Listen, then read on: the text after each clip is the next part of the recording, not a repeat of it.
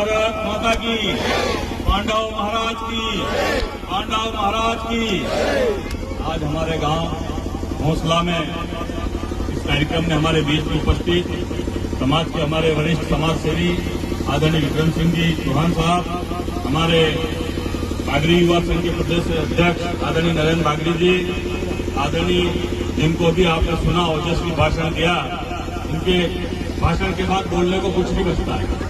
ऐसे हमारे जगदीश भाई, हमारे रतलाम जिले के अध्यक्ष और वहां के जनपद के सदस्य राजू भाई डाभी, और सबसे महत्वपूर्ण सभी यहाँ पर विराजित बड़ी संख्या में मेरी माताएं बहनें, मेरे युवा साथियों, बड़ा हर्ष का विषय है कि आपने जो आयोजन आज हमारे गांव में किया, निश्चित तौर पर ऐतिहासिक आयोजन है। उसके लिए आप सभी गांववासियों को और समिति के सभी सदस्यों को बहुत बहुत बधाई, और जितनी तारीफ की जाए उतना कम है।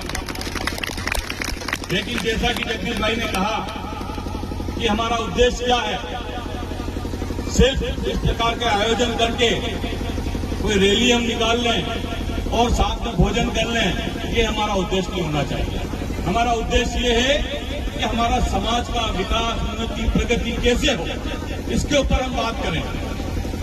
जैसा कि आज का दिन 26 नवंबर है, संविधान दिवस पूरा देश में मनाया जा रहा है, और संविधान के निर्माता बाबा साहब भीमराव अम्बेडकर ने कहा था, उन्होंने 3 बातें कही थी जो हमेशा मैं कहता हूं: शिक्षित बनो, संगठित रहो और संघर्ष करो। तो शिक्षा के ऊपर सभी वक्ताओं ने कहा कि चाहे हम एक रोटी कम खा लें, लेकिन अपने बच्चे बच्चियों को ज्यादा से ज्यादा हम पढ़ाएंगे तो निश्चित तौर पर हमारा और हमारे समाज का विकास होगा। दूसरा, संगठित रहो। निश्चित तौर पर मुझे कहते हुए ये खुशी महसूस हो रही है कि हमारे घोषला के जो हमारे समाज के लोग हैं वो निश्चित तौर पर संगठित हैं। और इसका उदाहरण मैं आपको देना चाहता हूं कि जब यहाँ पर चुनाव हुआ जगदीश भैया, तो यहाँ पर हमारे समाज के 2-3 उम्मीदवार आए, मुझे बताया गया अभी, और सब संगठित होकर बैठ गए। उन्होंने कहा कि भैया हम सब अगर अलग अलग चुनाव लड़ेंगे तो निश्चित तौर पर हमारी हार सुनिश्चित है। लेकिन आपने संगठित होने का परिचय दिया और उन्होंने बैठ के निर्णय लिया कि गोटी डाल लें और जिसका नाम आएगा वो चुनाव लड़ेगा। हमारा ये संगठन कैसे है, कैसे संगठित होते हैं, हमें यहाँ के हमारे भाइयों से सीखना चाहिए। ये इस बात का हमें गर्व है। हार जीत अपनी जगह है, हार जीत चलती रहती है, लेकिन आपने एकता का परिचय दिया, संगठित होने का परिचय दिया। तीसरा, संघर्ष करो। तो संघर्ष तो निश्चित तौर पर आप लोग कर रहे हैं, आप और हम लोग सब हम संघर्ष कर रहे हैं, मेहनत मजदूरी कर रहे हैं, क्योंकि हमारी समाज गरीब है। मेहनत मजदूरी में कोई शर्म नहीं है, मेहनत मजदूरी करें, हमें शर्म आनी चाहिए तो केवल चोरी और अन्याय करने से हमें शर्म आनी चाहिए। मेहनत मजदूरी में हमें कोई शर्म नहीं है। आप लोग निश्चित तौर पर संघर्ष कर रहे हो, इस बात का हमें गर्व है। तो तीसरी चौथी बात जो उसमें मैंने जोड़ी, शिक्षित बनो, संगठित रहो, संघर्ष करो और राजनीति में अपनी भागीदारी सुनिश्चित करो।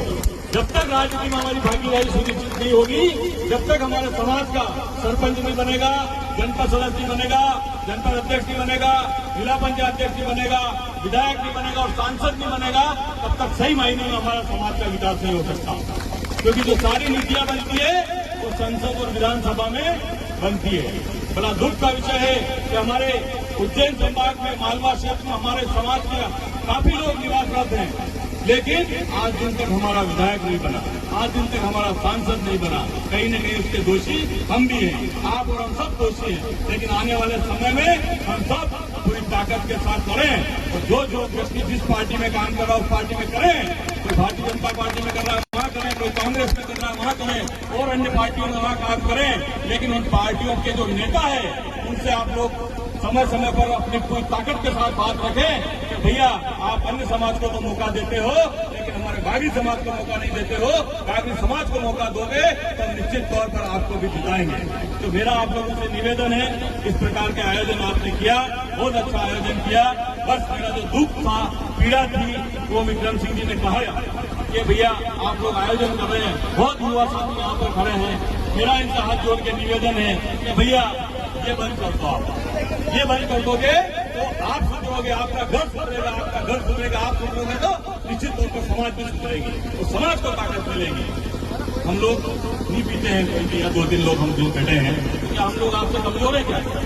आ जाओ भले कुश्ती अभी आपको नीचे गिरा देंगे, हम नहीं गिरेंगे। तो आप लोगों से मेरा निवेदन है कि यही खर्चा आप अपने बच्चों के शिक्षा पे करो, अच्छा खाना बना के खाओ, घर पे दाल बाटी बनाओ, देसी घी डालो, और ज्यादा ताकत मिलेगी। इससे तो आपकी ताकत और कम हो रही है, ताकत बढ़ नहीं है ये करने से।